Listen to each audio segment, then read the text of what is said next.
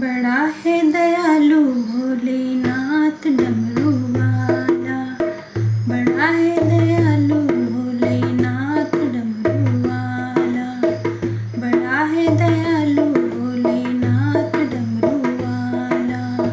जिनके गले में विषधर काला नीलकंठ वाला भोलेनाथ डमरू वाला।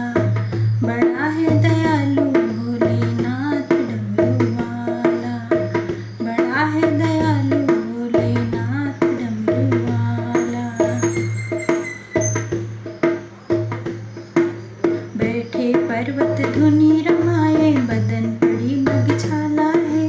बैठे पर्वत धुनि रमाए बदन पड़ी मगछाला है।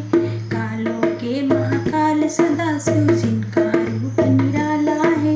कालों के महाकाल सदाशिव जिनका रूप निराला है।